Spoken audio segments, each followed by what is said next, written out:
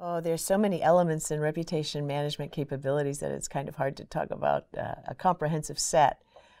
But I have a couple of favorites that are often overlooked, and I'll talk about those. I think one is partly what I've been talking about already, and that is the willingness of the CEO to see the board as a really serious and important resource for helping identify both potential risks and potential responses.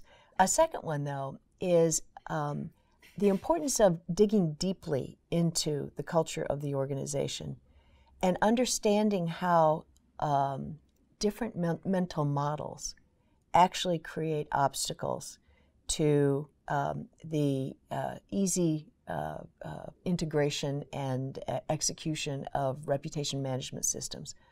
Let me give you an example. When I was at Royal Dutch Shell, we had a number of problems with communities who, for one reason or another, opposed Shell operations in their area. In most cases, it was frankly because it was new, it was viewed as potentially threatening, and they were poorly educated on the real risks attached to, for example, gas pipelines underground. I thought after all of the experience Shell had had with serious incidents, with stakeholders who were unhappy with the company, with unexpected outcomes, witness Brent Spar, but many others, that this shouldn't be such a difficult question anymore. And in one particular instance, we had a very serious reputational problem. It had risen to the level of not just local, but national and international news coverage. And the relevant managers going up sort of the operational chain for this particular operation could not understand why I, in my role as sort of Chief Reputation Officer, Chief Sustainability Officer, was so frustrated with what they were doing.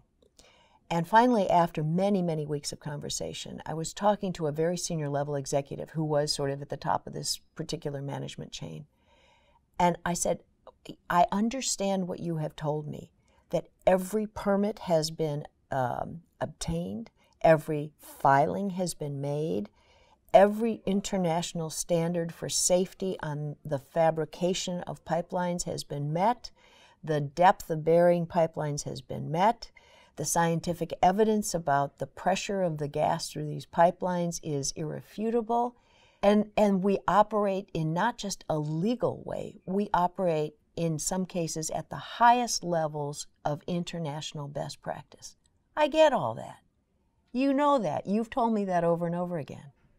But what you don't seem to realize is those are irrelevant arguments to people who have never lived near a gas facility and who have read stories about gas explosions in other parts of the world. They actually don't care that we're operating legally. And we don't seem to care that they're frightened. Maybe we need to do something kind of different with respect to how we engage, how we communicate, how we listen, and how we educate. Maybe that's really the task now for your local managers. And I mean, I thought I was saying something so stupid and obvious and trivial that he would kind of laugh me out of the room. But he came back and he said, "Oh, I think I get it. What you're saying is being legal is not enough." And I thought, that was the epiphany. That was the aha moment. I think I got it. And it was a difference in mental models. And we were talking past each other up until that point.